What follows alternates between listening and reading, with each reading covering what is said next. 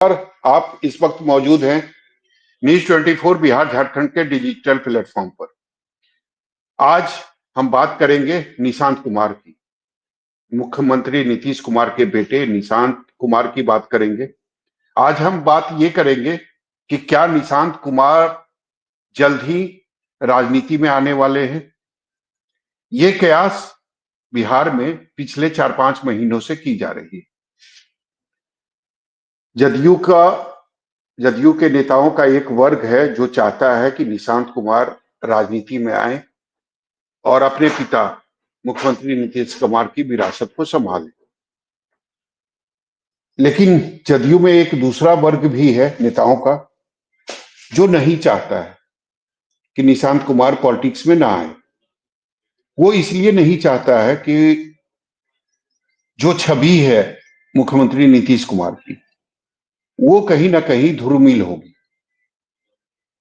जिस तरीके से मुख्यमंत्री नीतीश कुमार की जो पहचान है कि वो हमेशा से वंशवाद और परिवारवाद के खिलाफ रहे हैं, तो निशांत कुमार के आने के बाद वो जो छवि है जो अब तक नीतीश कुमार ने बचा कर रखी है या जो बनाई है वो कहीं ना कहीं खत्म हो जाए।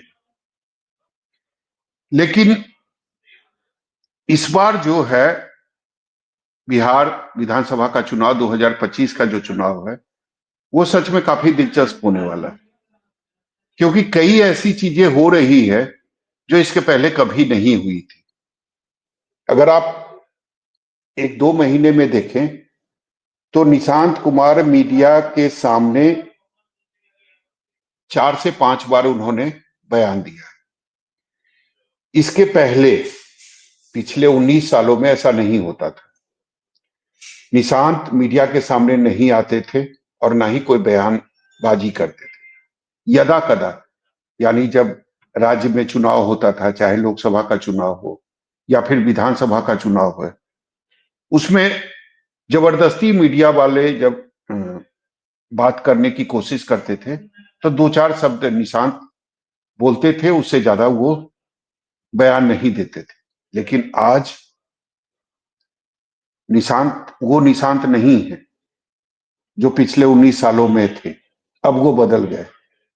अब वो मीडिया के सामने बयान भी दे रहे हैं और आरजेडी के बयान का पलटवार भी कर रहे हैं। आज जो उन्होंने बयान दिया है सचमुच में चौंकाने वाला बयान है और कहीं ना कहीं उस बयान के बाद ऐसा लगता है कि निशांत की जो दिलचस्पी है वो राजनीति में थोड़ी बहुत अब बनती जा रही है। आज जिस तरीके से जब उनसे पूछा गया कि लालू प्रसाद यादव के जो बड़े बेटे हैं तेज प्रताप यादव, उन्होंने आपको ऑफर दिया है कि आप आरजेडी में शामिल हो जाए, तो निशांत ने पलटवार करते हुए कहा कि अब तो समय आ गया है, जनता के बीच जाना है, देखते हैं जनता क्या फैसला लेती है।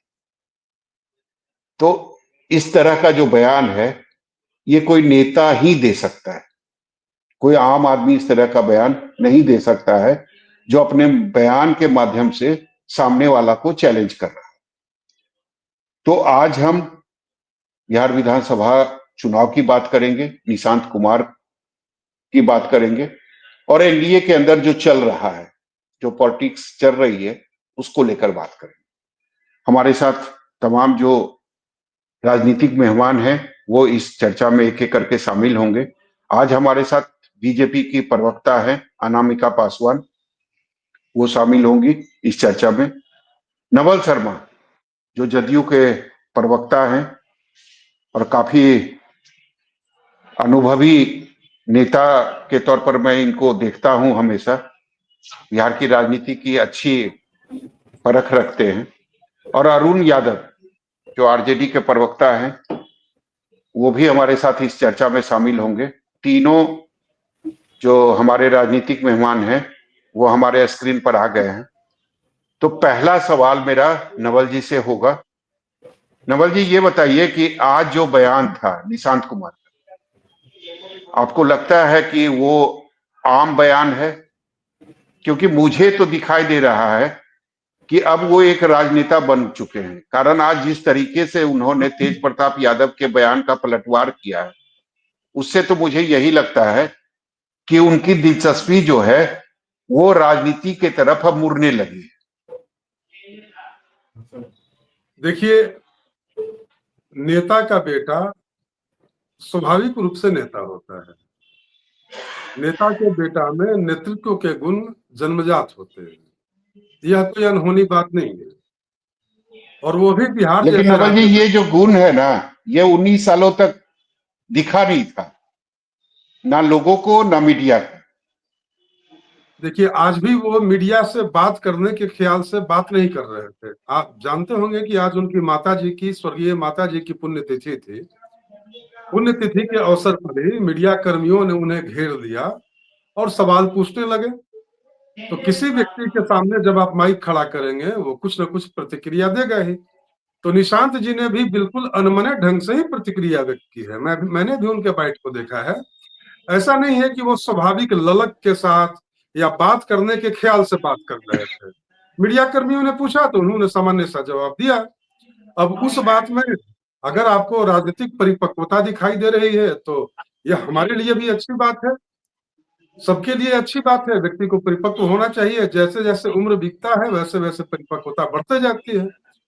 तो निशांत जी भी परिपक्व हो रहे हैं, यह अच्छी बात है। लेकिन तो उनके आपको नहीं लगता कि उनके अब बयान को समय आ चुका है कि निशांत पार्टी में आए, पार्टी में शामिल हो और पार्टी की बागडोर को संभाले, संगठन को मजबूत करे, पार्टी को मजबूत करे? देखिए, नीतीश कुमार जी हमारी पार्टी के सर्वमान्य नेता हैं, सबसे बड़े नेता हैं। इस पार्टी को गढ़ने में नीतीश कुमार जी की सबसे बड़ी भूमिका है। तो हमारी पार्टी में जो भी होगा वह निर्णय खुद नीतीश कुमार जी लेंगे। दूसरी बात, आपने निशांत कुमार जी के बारे में कहा, तो देखिए, भारत के प्रत्येक नागरिक को भारत का संविधान यह आजादी देता है कि वह अपनी मर्जी से किसी भी क्षेत्र में जा सकता है या कोई काम कर सकता है। तो निशांत जी वयस्क पुरुष हैं, अनुभवी हैं, पढ़े लिखे हैं, ग्रेजुएट हैं, इंजीनियर हैं। मुझे लगता है कि अपने राजनीतिक भविष्य के बारे में कोई भी फैसला लेने में वो खुद पूरी तरह सक्षम है। लेकिन हरी झंडी तो मुख्यमंत्री नीतीश कुमार की होनी चाहिए ना। जब तक उनकी हरी झंडी नहीं होगी तब तक आपको भी पता है, मुझे भी पता है कि राजनीति में उनकी एंट्री नहीं हो सकती है निशांत कुमार की। हाँ, तो इन बातों पर अभी से क्या प्रतिक्रिया दी जाए, जिसका कोई और छोर ही नहीं है ना। अभी आपका कोई पार्टी की ओर से आधिकारिक बयान इस मुद्दे पर अभी तक आया है? तो जो बातें पूरी तरह से हाइपोथेटिकल हैं, उनका जवाब क्या दिया जाए? अच्छा, एक सवाल का जवाब दीजिए नवल जी। आज जी, निशांत ने यह भी कहा कि मैं एनडीए से आग्रह करूंगा कि वो चेहरा के तौर पर नीतीश कुमार का नाम जो है वो घोषित करे। इसका क्या मतलब निकाला जाए? देखिए, मुझे तो लगता है कि इस बयान का कोई खास मतलब निकालने की आवश्यकता नहीं है।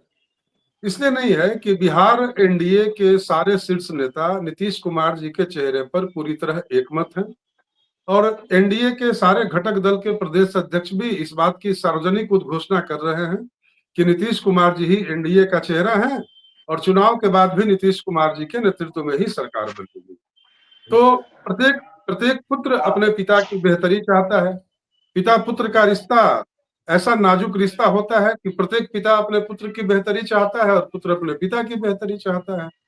तो इसे राजनीतिक चश्मे से देखने के बजाय एक पुत्र के नजरिए से भी देखने की आवश्यकता है, जो अपने चलिए, पिताजी के विकास कार्यों से प्रभावित है और जिसने जो जब सयाना हुआ, सयाना होते होते देखा कि मेरे पिताजी ने बिहार में कितना ऐतिहासिक बदलाव लाया। तो जाहिर सी बात है कि जो पुत्र सुलभ भावनाएं होती हैं, उसी तरह की पुत्र सुलभ भावना की अभिव्यक्ति मात्र है। चलिए अनामिका जी बताइए, जो निशांत कुमार ने आग्रह किया है बीजेपी से, उस आग्रह को मानेगी बीजेपी? चेहरे का नाम का घोषणा करेंगे बीजेपी के जो बड़े नेता हैं, वो करेंगे आने वाले दिनों में? जी देखिए, अब तो एनडीए के बारे में आप सभी लोग जानते हैं कि हमारे एनडीए का नेतृत्व बिहार में माननीय नीतीश कुमार जी ही कर रहे हैं। वही हमारे मुखिया हैं और वही हमारे मुखिया रहेंगे, इसमें तो कोई बात ही नहीं है। सौरभ जी नहीं, दोबारा करिए। नेतृत्व तो महाराष्ट्र में एकनाथ शिंदे भी कर रहे थे ना अनामिका जी, आपको भी पता है, हमें भी पता है। जी देखिए, महाराष्ट्र का केस पर मैं नहीं जाऊंगी। अब अगर बिहार का डिस्कशन हो रहा है तो मैं आपको बता दूं कि नीतीश जी ही हमारे मुखिया बिहार के थे, है, और नीतीश जी ही हमारे माननीय मुख्यमंत्री होंगे। और आगामी विधानसभा चुनाव में भी हम उन्हीं के चेहरे पर चुनाव लड़ेंगे, वही हमारा चेहरा होंगे। एकदम क्लियर है, इसमें कहीं कोई शक नहीं है सौरभ जी। नहीं तो अनामिका जी, और कल जिस तरीके से तारीफ कर रहे थे प्रधानमंत्री नरेंद्र मोदी नीतीश कुमार की, उन्होंने ये भी बिल्कुल कहा बिल्कुल लाडला लाडले मुख्यमंत्री। कहा, तो बिल्कुल कल तो उनको लाडला अनाउंस मुख्यमंत्री भी है। कर देना चाहिए ना, कल तो उनको अनाउंस भी कर देना चाहिए जब लाडला कि कह दिया तो उसका 2025 में मतलब क्या होता मुख्यमंत्री का है चेहरा नीतीश कुमार ही सौरभ जी? होंगे। लाडले कहने का मतलब क्या होता है? हमारे प्रधानमंत्री जी बिहार आए, पूरे भारत के सभी सीएम को वो देख रहे हैं, और कुछ खास बात होगी हमारे माननीय नीतीश कुमार जी में, तभी तो हमारे प्रधानमंत्री जी ने उनको लाडला कहा। लाडला हम तो किसे कहते वही हैं? उस वही बच्चे वही को मैं कह कहते रहा हैं हूँ, वही अनामिका जी जो मैं कह रहा बहुत हूँ, ही जब वो अच्छे लाडले तरीके हैं, से इतना हर अच्छा कार्यों को काम करते हैं। किया और है। बिहार की, सौरभ जी, बिहार अनामिका जी की जो जी, अनामिका जी मैं आपकी बातों को ही कह रहा हूँ। जब बिहार प्रधानमंत्री की को जो ये लगता है बदहाली कि थी नीतीश कुमार सौरभ ने जी, विकास किया है, नीतीश कुमार सबके लाडले हैं, तो इस बात का सबके भी लाडले ऐलान हैं, कर बिल्कुल देना चाहिए कि 2025 में ऐलान है। मुख्यमंत्री नीतीश एनडीए कुमार ही के होंगे। एनडीए का जो संयुक्त कार्यकर्ता सम्मेलन हर जिले में चल रहा है, आप हर जिले का आप स्पीच उठाकर देख लीजिए, भाषण उठाकर देख लीजिए, हर भाषण में आपको यही सुनाई देगा कि हमारे नीतीश कुमार जी ही 2025 के मुख्यमंत्री होंगे।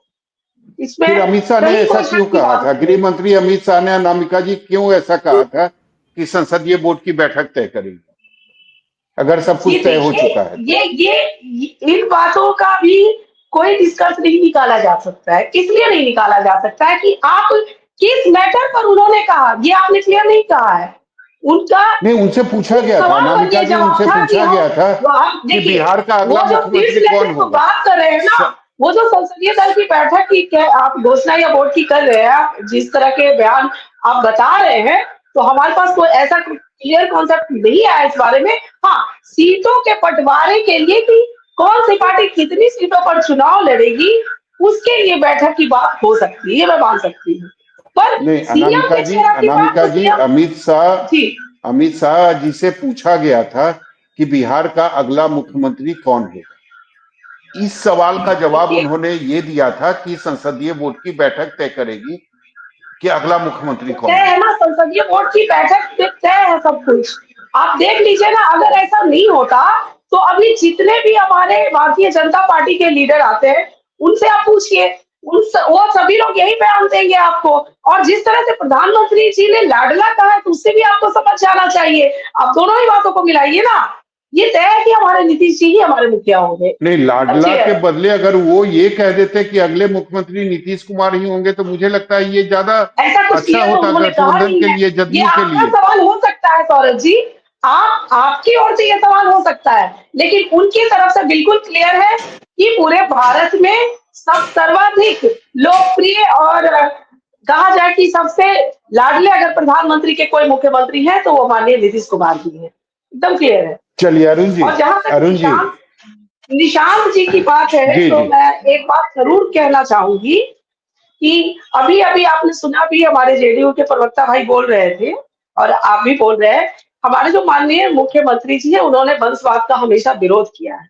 लेकिन हमारे सामने जो आरजेडी है, वो तो वही वंशवाद में कुछ बच्चे ही उनके बच गए हैं पॉलिटिक्स में आने के लिए। और एक तरफ हमारे निशान भैया है जो बहुत सलीके से जवाब देते हैं, वो तो जल्दी कैमरा पे आना भी नहीं चाहते हैं। अगर कोई मीडिया के लोग जबरदस्ती उनसे पूछ बैठे तो दो शब्द वो बोलते हैं। और दूसरी तरफ तेजस्वी जी है जो कहते हैं कि हमें ही बिहार का सीएम नहीं बनाइए, आज पूरी आज जनता नहीं, के बीच। तो अनामिका दोनों जी, में बहुत आज अंतर है, आसमान अनामिका जमीन का जी, अंतर है सौरभ आज जी। तो निशांत ने काफी बड़ी बड़ी बातें कही। आज तो एनडीए से उन्होंने आग्रह हाँ, तो किया वो पढ़े कि लिखे मैं हैं, चाहता हूं कि राजनीतिक परिवेश में मुख्यमंत्री का पले चेहरा बढ़े घोषित हैं करे। सौरभ जी। उन्होंने अपने पिता को बोलते हुए सुना है, क्यों नहीं सीखेंगे? घर में बच्चा घर में नहीं सीखता है तो क्या बाहर सीखता है जाकर? बाहर तो के लोग घर में ये पॉलिटिक्स करते चर्चा हैं हो तो, रही है लेकिन ना, अनामिका जी, घर में ये चर्चा हो रही है ना कि अभी तक घर में घोषणा चर्चा नहीं हो रही हुई है, तो है जिस चेहरे को तरह का लेकर। देखिए, जिस तरह का घर पर हमें परिवेश पालन पोषण मिलता है, जिस तरह की व्यवस्था को हम देखते हैं, उससे हम जरूर कुछ सीखते हैं, बोलना सीखते हैं, चलना सीखते हैं। हर हर जिस तरह का भी काम हो तो चलिए जरूर हम उसको जवाब ले ऑब्जर्व लेते करते हैं। हैं। बच्चे अनामिका जी जवाब ले लेते हैं। जैसे डॉक्टर के बच्चे होते हैं, तो आरजेडी उन के बच्चों से पूछिएगा तो वो जरूर मेडिकल की कुछ लाइन आपको बताएंगे। तो इस ये तरह से अरुण जी निशांत भी जी ने साथ बड़े है। ही अनामिका जी, समझदारी अरुण जी से भी जवाब साथ है, दिया। उनसे भी जवाब ले लेते हैं। अरुण जी, सवाल की जरूरत है आपको? इतने सारे सवाल आपके सामने है। देखिए, अब सौरभ जी आपको भी सुन रहा था, आपने बड़ी अच्छी बातें कही कि जदयू में दो वर्ग है।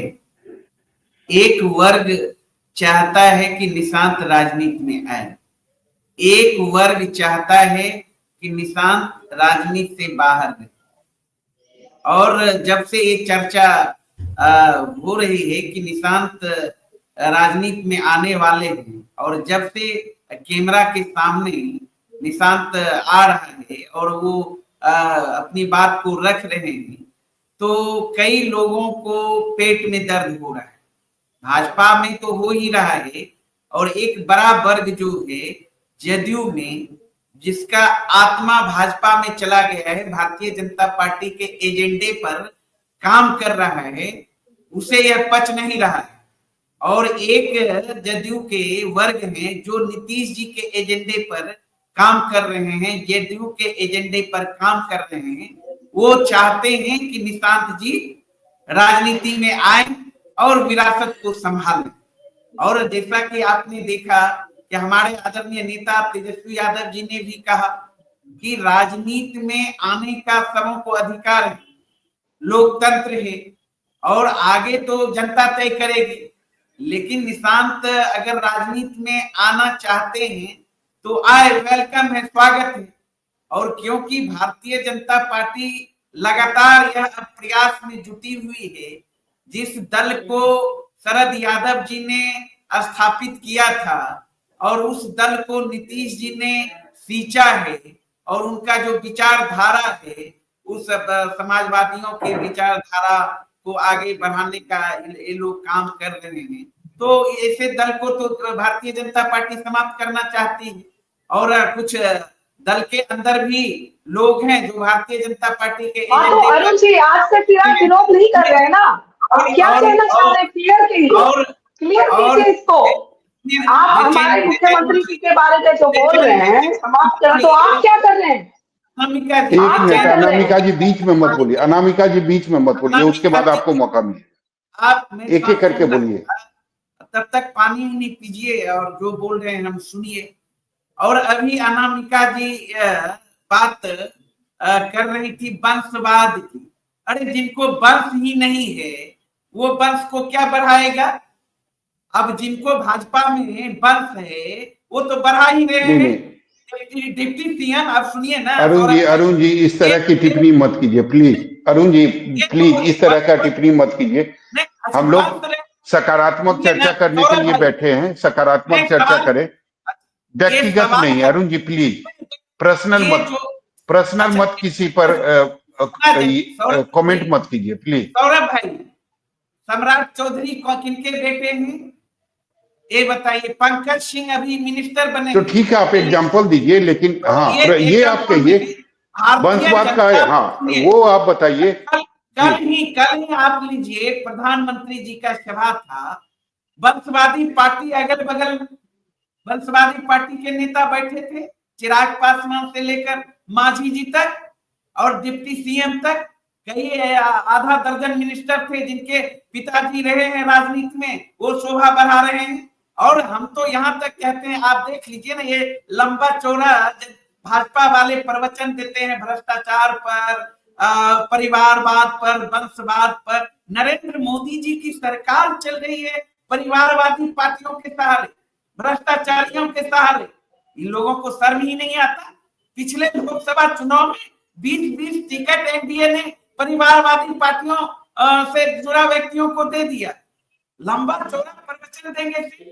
तो सौरभ जी, मेरा कहने का मतलब है कि ये जो भारतीय, अभी आप सवाल उठा रहे थे लाडला मुख्यमंत्री, कल प्रधानमंत्री जी बोल रहे, और इससे पहले तो बीजेपी तो कह रही है ना अरुण जी कि अब घोषणा करने की जरूरत ही नहीं है, लाडला प्रधानमंत्री ने कह दिया, बस हो गई बात खत्म। एक मिनट नहीं है तो माननीय मुख्यमंत्री जी के सुपुत्र अभी नवल भाई भी बोल रहे थे, वो सजग हैं, वयस्क हैं, पढ़े लिखे हैं, बुद्धिमान हैं, राजनीतिक घराने से हैं, उनके पिताजी मुख्यमंत्री हैं, 49 साल उम्र है, स्वाभाविक है। आपने भी कहा 19 साल तक कहाँ थे, क्यों नहीं बयान कैमरे पे आते थे, आज अगर बयान दे रहे हैं। लेकिन अरुण जी आज निशांत ने एक बात और कही, अरुण जी एक मिनट, निशांत ने आज एक बात और कही, जो तेज प्रताप यादव के उस बयान का पलटवार था जिसमें तेज प्रताप ने ये कहा था कि वो आरजेडी में शामिल हो जाए। निशांत ने ये कहा समय आ गया, अब जनता के बीच चलना है, फैसला जनता करेगी। सौरभ भाई, मैं उस सवाल का भी जवाब दूंगा, लेकिन कितना महत्वपूर्ण बयान आज दिया है। ये तो भारतीय जनता पार्टी एनडीए के घटक दलों को चिंतन करना चाहिए। उन्होंने तो स्पष्ट कहा भाजपा को, एनडीए को घोषणा करना चाहिए कि मुख्यमंत्री का हमारा चेहरा कौन होगा। मतलब अंदर खाने में ये बात तय रहा है कि भाजपा का जो चाल चरित्र चेहरा लोगों ने देखा है, घटक दल के नेताओं ने देखा है, महाराष्ट्र से लेकर बिहार तक में, और नीतीश जी तो 2 साल पहले 3 साल पहले भी स्वीकार कर चुके हैं, पब्लिक डोमेन में है, बयानों में वो कहे हैं कि भारतीय जनता पार्टी तो जदयू को समाप्त करने पर तुली हुई थी। आपने देखा एकनाथ शिंदे का क्या हाल किया। तो ये तो डर सता रहा है, इसीलिए तो ये कह रहे हैं बार बार आप चेहरा तो घोषणा करिए। अब देखिए लगातार भाजपा के नेताओं का बयान में कितना अंतर आता है। अमित शाह जी ने क्या कहा, यहाँ 2 नंबर का जो डिप्टी सीएम विजय सिन्हा जी है उनका बयान देख लीजिए, कहा यहाँ भारतीय जनता पार्टी का मुख्यमंत्री जिस दिन बन जाएगा उसी दिन वाजपेयी जी को सच्ची श्रद्धांजलि मिली माना जाएगा। तो अभी देखिए एलजेपी-आर का बयान, एनडीए का विधायकों की जब बैठक होगी तब तय होगा मुख्यमंत्री कौन हो। तो वहां तो अंदर खाने में जूतम पैजार की स्थिति उत्पन्न है, किसी से छिपा हुआ नहीं है। ये समय समय पर एनडीए के लोग ही खुलासा कर रहे हैं। जहां तक आपने कहा तेज प्रताप जी के बयान पे, आप एक चीज गौर करिए, पत्रकार कई बार उनसे सवाल करते नजर आए तेजस्वी यादव जी के खिलाफ, तेज प्रताप यादव जी के खिलाफ, उस तरह से वो बोले, कहीं नहीं मतलब उस तरह का बयान निकल के आया। तो भविष्य के लिए शुभ संकेत है अरुण जी, भविष्य के लिए शुभ संकेत है। तो ये इसका आकलन तो आप लोग करेंगे। अब जैसे सवाल क्या कहा, ठीक तो कहा, जनता के बीच समय बीच जाने का वक्त है, उन्होंने रिएक्ट किया उनके सवालों का, बोलना चाहिए ना, कुछ भी बोल देते। हमारे नेता तेजस्वी यादव जी ने तो यहाँ भी कहा वो हमारे भाई हैं, परिवार भी बसाने की जरूरत है, तो कहाँ रिएक्ट उस सवाल पर भी करना चाहिए। तो एक पारिवारिक संबंध जो है तो है, राजनीतिक अब एक अलग है, वो तो जनता तय करेगी समय पर कौन क्या किसको मोहर लगाएगी नहीं। ये तो अभी तो देखने वाली बात है ना, जिस बात को लेकर आप लोग मंथन कर रहे हैं। लेकिन एक बात तो उन्होंने आक्रामकता दिखाई, एनडीए को है ना, भाजपा को दिखाया। अरे भाई जल्दी आप चेहरा घोषित करो, इसका मतलब अंदर दिल में बहुत तरह की बात है और जुबान पे हल्की हल्की आ रही है। तो समझना चाहिए, इंसान के लिए, पढ़े लिखे लोगों के लिए, समझदार के लिए इशारा ही काफी है। जहां तक आप बोले लाडला लाडला, अब प्रदेश अध्यक्ष भी बोल रहे थे दैवीय शक्ति। अरे भाई ये लॉलीपॉप है सौरभ जी, नीतीश जी भी समझते हैं कि लाडला मुख्यमंत्री बोलकर दैवीय शक्ति आज नजर आने लगा। और इससे पहले डीएनए पे सवाल उठाते थे, मुख्यमंत्री जी ने बाल नाखून भी बिहार से भेजने का काम किया, उस समय सम्मान नहीं था। रत्ती माल, मेमोरी लॉस मुख्यमंत्री, ये सारे सवाल तो भाजपा के लोगों ने ही उन पर उठाया है, भाजपा के लोगों ने ही तो कहा था।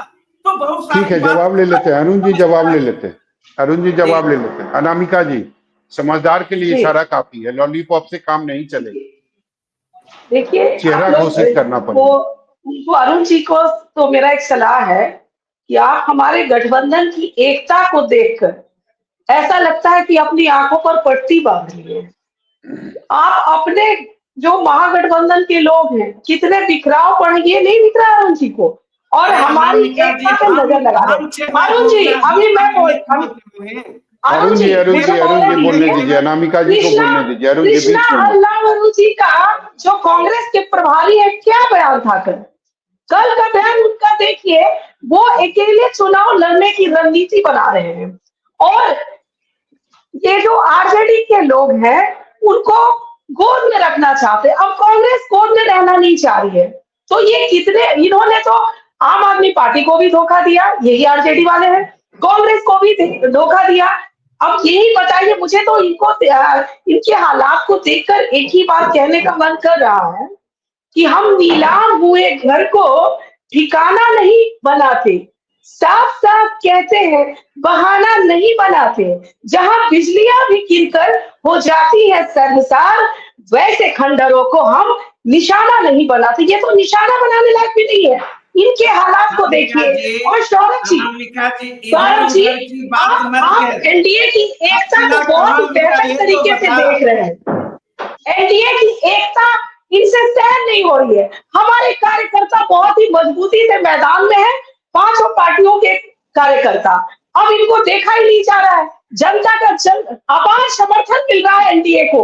आपने देखा कल भागलपुर में किस तरह की भीड़ थी, हुजूम था हमारे प्रधानमंत्री जी के स्वागत के लिए, हमारे मुख्यमंत्री जी के स्वागत के लिए। और ये जो बोल रहे हैं वंशवाद की बात आज करते हैं, इन्हें तो बोलना ही नहीं चाहिए उस पर। इनके परिवार में अब बचे ही कौन है? आरजेडी के परिवार में सभी लोग आ गए हैं, और कांग्रेस में कौन बचे हैं? सभी लोग आ गए हैं। सौरभ जी आवाज आ रही है? जी जी बिल्कुल आ रही है। तो इनसे पूछिए ना जरा कि किस वंशवाद की क्या परिभाषा है उनके पास। ये जो हमारे पार्टी के लोगों पर, नेताओं पर आरोप लगाते हैं, मुख्यमंत्री का बेटा मुख्यमंत्री, ये इनके यहाँ चलता है, लेकिन हमारे यहाँ बीजेपी में तो बिल्कुल नहीं चलता है।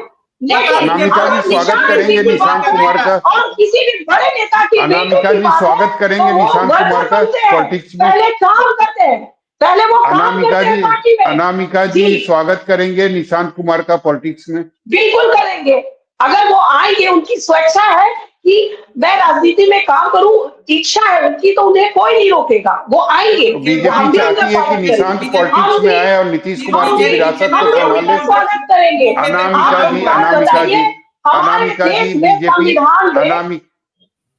अनामिका जी बीजेपी चाहती है कि निशांत कुमार पॉलिटिक्स में आए और नीतीश कुमार की विरासत को संभाले। देखिए हम सीधे बोल रहे हैं, अगर उनकी इच्छा है कि मैं राजनीति में काम करूं तो उनका स्वागत है, और हमारे नीतीश कुमार की विरासत को संभाले, वो संविधान लोकतांत्रिक नीतीश कुमार की विरासत को संभाले, क्षेत्र को चुनने की नीतीश कुमार की विरासत को संभाले निशांत, ये भी चाहती हैं आप? देखिए वो तो आगे भविष्य के सामने सबके पास आ ही जाएगा इन बातों का सवाल का जवाब। इसमें अभी तक तो मैं यही कह सकती हूँ कि अभी तक इसका क्लियर नहीं हुआ है कि निशांत की राजनीति में आएंगे। ठीक है नवल जी, ये अभी तक इन बातों को अनामिका जी ठीक है, अगर वो आएंगे तो हम पक्का उनका स्वागत करेंगे। जी नवल जी ये मुझे बताइए कि एक कहावत है, दूध का जला छाछ भी फूक फूक कर पीता है। 2020 में जो आप लोगों को दर्द मिला बीजेपी के तरफ से, तो वो दर्द अब 2025 में नहीं लेना चाहते हैं, इसीलिए धीरे धीरे कदम रख रहे हैं मुख्यमंत्री। पता नहीं आप किस दर्द की बात कर रहे हैं। मैं उस दर्द की बात कर रहा हूं नवल जी, मैं उस दर्द की बात कर रहा हूं जिस दर्द के कारण आपकी पार्टी तीसरे नंबर पर चली गई। देखिए 2020 के चुनाव को लेकर कई सारे विश्लेषण हुए, कई सारी बातें कही और सुनी गई। अब 5 साल उस चुनाव को बीते हुए हो गया, अब नए दौर की बात की जाए। देखिए नीतीश कुमार जी की चुनावी रणनीति आप देखे होंगे। नीतीश कुमार जी एक बेहद ही गंभीर और संजीदा राजनेता है और वो अपना प्रत्येक कदम फूक फूक कर ही रखते हैं। ऐसे भी राजनीति में प्रत्येक व्यक्ति को गंभीरता से ही आगे बढ़ने की आवश्यकता होती है। देखिए, नीतीश कुमार जी की सबसे बड़ी पूंजी क्या है? नीतीश कुमार जी की सबसे बड़ी पूंजी है उनकी ईमानदारी और उनके विकास कार्य, बिहार के प्रति उनकी निष्ठा, बिहार के विकास को लेकर उनकी सदाशयता और ईमानदारी। सौरभ जी, मुझे ऐसा लगता है कि अभी बिहार में जितने भी राजनेता हैं, उन राजनेताओं में बिहार के समाज और बिहार की अर्थव्यवस्था की, बिहार की राजनीति के संश्लिष्ट चरित्र की जितनी बेहतर और बारीक समझदारी नीतीश कुमार को है, उतनी शायद ही किसी को। यही कारण है कि नीतीश कुमार जी राजनीति के केंद्र बिंदु में रहते हैं बिहार में, और नीतीश कुमार तय करते हैं कि मेरा कौन डिप्टी होगा और कौन डिप्टी नहीं होगा, कौन मेरा सहयोगी दल बनेगा। और आप लोग जो बार बार सवाल खड़ा करते हैं, ये बीजेपी के साथ भी होता है नवल जी? एक मिनट समय दे दीजिए जरा। ये केवल आरजेडी के साथ होता था या बीजेपी के साथ भी होता है? 1 मिनट समय दिया जाए ना, 1 मिनट समय दे दिया जाए। देखिए, मुझे लगता है कि नीतीश कुमार जी के व्यक्तित्व की विशालता, आप देखिए कि चीजें किस तरह से पिछले 20 वर्षों से नीतीश कुमार के इर्द गिर्द घूमती है। नीतीश कुमार जी कभी किसी के आशीर्वाद के आकांक्षी नहीं रहे। नीतीश कुमार जी ने अपने व्यक्तित्व को अपनी ईमानदारी के जरिए गढ़ा है, अपनी इंटीग्रिटी के जरिए गढ़ा है और बिहार की जनता का आशीर्वाद हासिल किया है। तो नीतीश कुमार जी जहां हैं वहीं रहते हैं। आप ये बार बार सवाल जब पूछते हैं कि नीतीश कुमार जी अगले मुख्यमंत्री बनेंगे या नहीं बनेंगे, देखिए, नीतीश कुमार जी का व्यक्तित्व इन बातों से बहुत ऊपर है। नीतीश कुमार जी ने जो बिहार के लिए किया है वह ऐतिहासिक है, वह शब्दों में बयान नहीं हो सकता है। उसके लिए मुख्यमंत्री पद जैसी स्थूल बातें, बिल्कुल स्थूल मांगे, मेरे हिसाब से विवेचना का विषय नहीं होना चाहिए। क्योंकि नीतीश कुमार जी के व्यक्तित्व की कशिश, नीतीश कुमार जी के विकास कार्यों को बिहार के सारे लोग जानते हैं और बिहार की जनता नीतीश कुमार जी को मजबूती से आशीर्वाद देते आई है। और मुझे पूरा विश्वास है कि 2025 में एनडीए के सारे घटक दल जिस मजबूती से 2025 फिर से नीतीश का नारा लगा रहे हैं, वह 225 की संख्या को भी पार कर जाए तो कोई आश्चर्य की बात नहीं। लेकिन नवल जी, बार बार प्रधानमंत्री के सामने ये सफाई देना कि अब हम इधर उधर नहीं जाएंगे, अब हम आपके साथ ही रहेंगे, आपके ही बन के रहेंगे, क्या मतलब निकाला जा सकता है? कल भी भागलपुर की जो सभा थी उसमें भी मुख्यमंत्री ने अपनी बातों को दोहराया। देखिए, मैं आपको पहले ही 2 शब्दों का इस्तेमाल किया नीतीश कुमार जी के लिए कि नीतीश कुमार जी के व्यक्तित्व की इंटीग्रिटी और उनकी विश्वसनीयता, यह नीतीश कुमार जी का मैं कन्फेशन नहीं मानता हूं। 4 बार गठबंधन बदला है नवल जी, उसके बाद आप कौन सी आत्मविश्वास और इसकी डिग्निटी की बात कर रहे हैं? 4 बार उन्होंने गठबंधन बदला है। मैं फिर से उसी इंटीग्रिटी की बात करूंगा, इसलिए करूंगा कि नीतीश कुमार जी बिहार के मुख्यमंत्री थे। मुख्यमंत्री के रूप में नीतीश कुमार जी ने आपके शब्दों में पाला बदला, आपके शब्दों में पाला बदला, मेरी शब्दावली में इसके लिए कोई जगह नहीं है। लेकिन प्रत्येक बार नीतीश कुमार जी ने बिहार की जनता के सामने एक वाजिब कारण पेश किया। जैसे 2017 में आज नीतीश कुमार जी के उस बात की आज पुष्टि हुई। सौरभ जी, 2022 में कौन सा कारण था नवल जी, मुझे बता दीजिए। 2022 में कौन सा कारण था? कारण ये था कि बीजेपी मुझे समाप्त करना चाहती थी, मेरी पार्टी को खत्म करना चाहती थी, इसीलिए मैंने बीजेपी का साथ छोड़ दिया। देखिए, थोड़ा मुझे भी बोलने का मौका दीजिए, अबाध रूप से जरा 2 मिनट का समय दीजिए। मैं ये बता रहा था, पहले मेरी बात सुन लीजिए, फिर मैं आपके बात का जवाब दे रहा हूँ। जी जी बिल्कुल। बोला कि छोड़ा। देखिए, आज दिल्ली की विशेष अदालत ने मान्यवर लालू यादव जी और उनके परिवार के लोगों के सीबीआई द्वारा पेश किए गए चार्जशीट पर कॉग्निजेंस ले लिया और सबको अदालत में उपस्थित होने का आदेश दे दिया है। नौकरी के बदले जमीन घोटाला में, जब आईआरसीटीसी घोटाला में जब नाम सामने आया था तेजस्वी यादव का, तो नीतीश कुमार जी ने मांग की थी कि आपको बिहार के पब्लिक डोमेन में आकर स्पष्टीकरण देना चाहिए। ये 17 की बात है। हाँ, मैं 17 की बात बता रहा हूँ, मैं 17 की बात, मैं 22 की बात कर रहा हूँ। हाँ, तो मैं 22 के बारे में भी मैं वही बात कहूंगा कि 2022 में भी नीतीश कुमार जी ने पब्लिक डोमेन में इस बात को रखा कि वो कौन सी परिस्थितियां थी जिसके चलते मुझे वह गठबंधन छोड़ना पड़ा।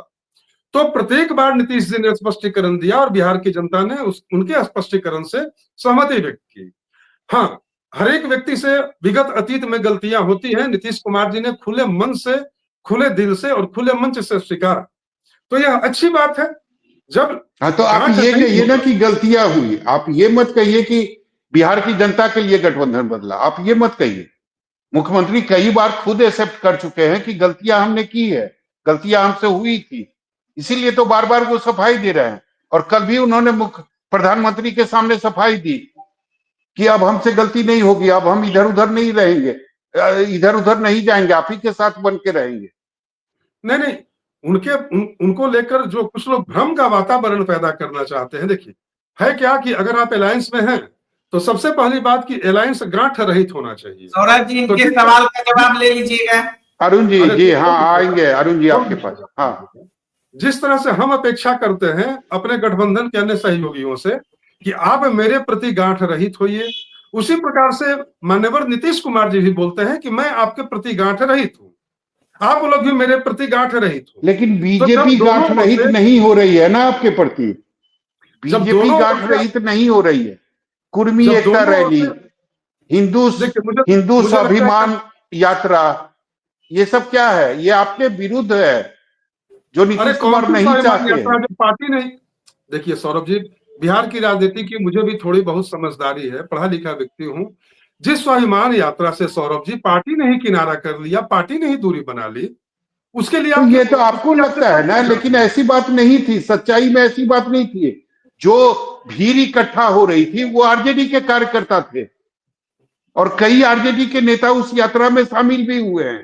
देखिए, प्रत्येक पॉलिटिकल पार्टी का अपना एजेंडा होता है, प्रत्येक पॉलिटिकल पार्टी का अपना एजेंडा होता है। हर एक पार्टी चाहती है कि हम अपने एजेंडे को फ्लोरिश करें और चमकाएं और आगे बढ़ाएं, लेकिन जब आप अलायंस में होते हैं तो कई सारे आपके जो एजेंडे होते हैं उन एजेंडों को कंप्रोमाइज करना पड़ता है। तो बिहार में कॉमन मिनिमम प्रोग्राम के तहत 1996 से ही हम लोग साथ में हैं, आप जान रहे हैं इस बात को लेकर। तो लेकिन जो भी बिहार 2005 में से लेके 2020 तक ऐसी कोई घटना बिहार में नहीं हुई थी। उस समय भी आप गठबंधन में थे, उस समय ऐसी कोई यात्रा या ऐसी कोई रैली नहीं होती थी बिहार में, पटना में। अरे हुई, तभी तो भारतीय जनता पार्टी ने किनारा बना लिया, तभी तो बीजेपी ने गिरिराज सिंह जी की यात्रा से किनारा बना लिया। और बीजेपी के प्रदेश अध्यक्ष ने सामने आकर कहा कि वह उनकी यात्रा है, वह बीजेपी की आधिकारिक यात्रा नहीं है। तो ये तो आपको भी पता है ना नवल जी, ये कहने की बात थी केवल। उस यात्रा में जो भीड़ थी वो उसमें बीजेपी के कार्यकर्ता थे, उस यात्रा में जो लोग शामिल हो रहे थे वो बीजेपी के नेता थे। आप किसी भी व्यक्ति को अपनी व्यक्तिगत यात्रा से आप रोक सकते हैं क्या? भारत का संविधान प्रत्येक व्यक्ति को कहीं भी आने जाने, समागम करने, सभा करने, रैली करने की आजादी देता है, बशर्ते उससे देश की एकता और आप दिल अखंडता पर की हाथ रख के विरुद्ध। बताइए, आप दिल पर हाथ रख के बताइए, वो गिरिराज सिंह की पर्सनल यात्रा थी? उसमें जो लोग शामिल हो रहे थे, क्या गिरिराज सिंह के वो व्यक्तिगत आदमी थे वो? अगर बीजेपी यह स्वीकार कर लेती कि यह भाजपा समर्थित यात्रा है, तब मैं दिल पर हाथ रख के आपके सवालों का जवाब दे देता। लेकिन जब चलिए भाजपा ठीक है, मात्र ठीक है, संगठन ने किनारा कर लिया तो मेरी क्या प्रतिक्रिया बनती है भाई? ठीक है, ठीक है, लेकिन वही तो कह रहा ना, इसीलिए तो बार बार सवाल उठता है। इसीलिए तो मैं आपको कह रहा था कि दूध का जला जो है ना, वो छाछ को भी फूक फूक के पीता है। 2020 में जो दर्द मिला है, दोबारा आप लोग नहीं चाहते हैं कि वही दर्द आप लोगों को दोबारा मिले बीजेपी की तरफ से। अरुण जी बोलिए। देखिए सौरभ जी, सबसे पहले मैं बताना चाहूंगा, 5 से जो लगातार भारतीय जनता पार्टी जेडीयू का गठबंधन था, पहली बार कब टूटा? लगता है हमें, अगर सही जानकारी हो तो 13 में, है ना? 13 में ही ना सौरभ जी? 13 में, जी जी जी, 13 में।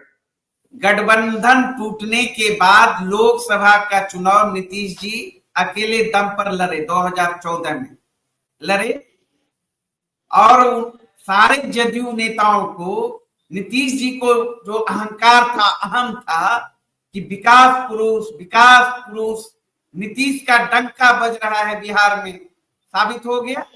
मात्र 2 सीट 40 में बिहार की जनता ने खारिज कर दिया 2014 में। अब उनको लगा कि मेरी राजनीति तो अब खत्म होने वाली है, तो राष्ट्रीय जनता दल से हाथ मिलाया। हमारे आदरणीय लालू प्रसाद यादव जी ने राजनीतिक रूप से जीवन दान देने का काम किया। 2015 में महागठबंधन में वो शामिल हुए, महागठबंधन के साथ चुनाव लड़ा। अरुण जी जल्दी जल्दी, समय की कमी है। मैं समाप्त कर रहा हूं क्योंकि इनके सवालों का जवाब देना चाह रहा हूं। 15 में जी जी, सबसे बड़ी पार्टी राष्ट्रीय जनता दल को बिहार की जनता ने बनाई। उसके बावजूद नीतीश कुमार को मुख्यमंत्री हमारे आदरणीय नेता लालू प्रसाद यादव जी ने बनाने का काम किया। और अभी नवल जी बोल रहे थे 17 यही में सब सुनाइएगा बैठा के सौरभ जी। ये 17 में अपने पार्टी का पूछे ना, ये दूसरे के मड़वा में गीत काहे गा रहे हैं भाई? बस नवल जी बस समय की कमी है, उनको बोलने दीजिए, उनको उनकी बात को खत्म करने दीजिए। इनका ये अभी नीतीश कुमार के बयान को ही झूठा सुन रहे हैं ना, लालू जी मुख्यमंत्री बनाए बयान को बता रहे थे सौरभ जी। नीतीश जी ने कहा कि आप भाई सही पब्लिक डोमेन में दे दो लैंड फॉर जॉब मामले में, नहीं दिया, ठीक है, गठबंधन तोड़ लिए। लालू जी तो आज भी स्वागत करने के लिए तैयार है। सौरभ भाई काटिए नहीं, जवाब का देने दीजिए। 22 में आके ललन सिंह और नीतीश कुमार जी ने कहा पब्लिक डोमेन में है। नवल जी को यादाश्त मजबूत करके वो बयान देख लेना चाहिए। कहा आप जाने व्यक्ति हैं, राष्ट्रीय जनता दल के सारे लोग ज्ञान प्राप्त व्यक्ति हैं।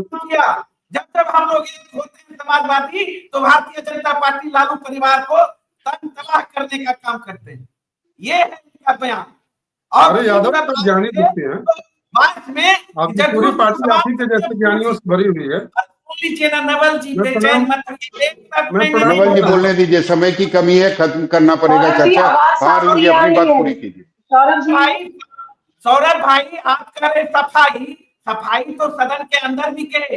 अब हम आगे महागठबंधन के साथ मिट्टी में मिल जाएंगे, लेकिन भाजपा में नहीं जाऊंगा। चलिए ठीक है अरुण जी समय की कमी है। अरुण जी समय की कमी है। अरुण जी समय की कमी है। इसीलिए तो अरुण जी समय की कमी है। अरुण जी समय की कमी है। अरुण जी समय की कमी है, प्लीज। अरुण जी समय की कमी है। अरुण जी समय की कमी है। अरुण जी को कहिए कि सच्चाई को स्वीकार अरुण जी समय की कमी। माननीय नीतीश कुमार जी चलिए ठीक है अरुण जी समय की कमी है। अरुण जी समय की कमी है। अरुण जी समय की कमी है। आप सभी लोगों का बहुत बहुत धन्यवाद इस चर्चा में शामिल होने के लिए। तो निश्चित रूप से अंतिम फैसला मुख्यमंत्री नीतीश कुमार को करना है कि उनके बेटे निशांत पॉलिटिक्स में आएंगे या नहीं आएंगे। लेकिन आज जिस तरह से निशांत ने बयान दिया है, ऐसा लग रहा था कि एक परिपक्व नेता जो है वो कैमरे के सामने बोल रहा है। नमस्कार।